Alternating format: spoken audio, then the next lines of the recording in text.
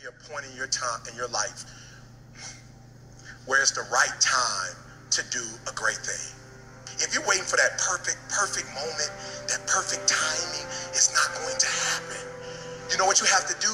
You have to create the perfect time and the perfect opportunity and the perfect situation.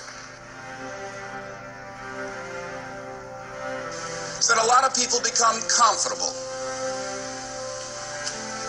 They stop growing. They stop wanting anything. They become satisfied. People getting ready to go to jobs that they don't like. Jobs that are making them sick. You see, when you're not pursuing your goal, you are literally committing spiritual suicide. When you have some goal out here that you're stretching for and reaching for that takes you out of your comfort zone, you'll find out some talents and abilities you have that you didn't know you have. When the messenger of misery visits you, what are you going to do? What will keep you in the game? There are things that you think you'll never need to know, that you may only need to know one time in your life, but that could save your life because you had that knowledge.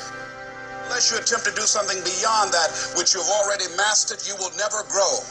What is it that you looked at some point in time and you decided that you couldn't do it, that you talked yourself out of it?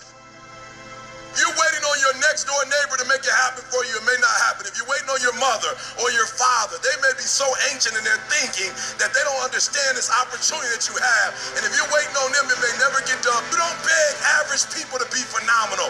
You don't beg good people to be phenomenal. You just are phenomenal, and you will attract phenomenal. What reason can you remember that you can call on, that you can reach on, that can make you get back up? Find that reason. If you're not where you are, if you're not where you want to be, if you don't have what you want to have, if you're not where you think you should be at this particular place, it has nothing to do with the system, but it has everything to do with the fact that you're not making the sacrifice. I want you to make that dream become a reality, because if you don't, you will be working for somebody else to make their dreams become a reality. Everybody is against you or don't believe in you no more. And let me tell you something, that's a lonely feeling. It's a lonely feeling, particularly people that you're doing it for. Most people take their greatness, take their ideas to the graveyard with them. Listen to me, if it was easy, everybody would do it. There are people right now who are working who don't want to work. There are people who hate their jobs, but they keep getting up to do it. The wealthiest place on the planet is the graveyard. Because in the graveyard, we will find inventions that we never, ever were exposed to. Ideas, dreams that never became reality. Hopes and aspirations that were never acted upon. The question is, what are you going to do with your time? What drives you? And greatness is a lot of small things done well. Day after day, workout after workout, obedience after obedience, day after day. When things don't work out for you, when things happen that you could not anticipate, what are the reasons that you can think of that can keep you strong?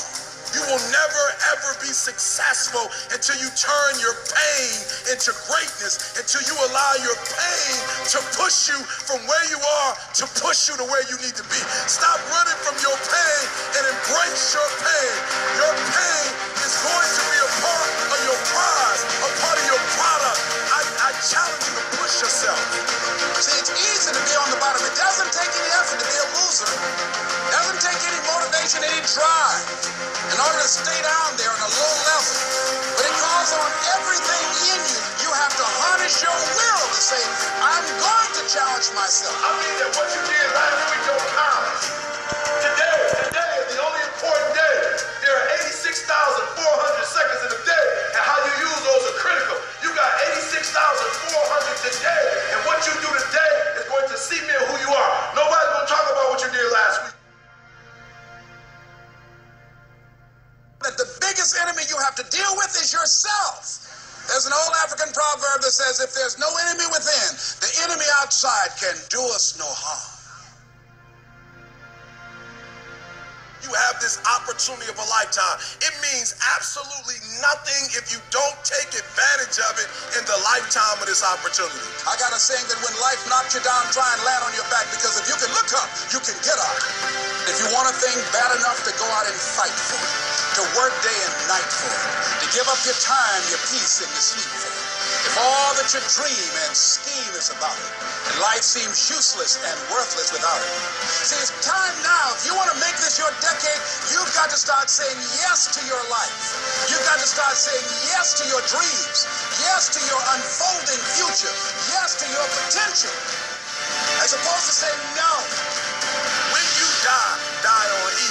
Leave no dream left behind, guys. Leave no opportunity left behind. When you leave this earth, accomplish every single thing you can accomplish. Listen to me, you're going to be here one day, but you'll never get here if you give up, if you give in, if you quit. And finally, guys, you got to want to succeed as bad as you want to breathe.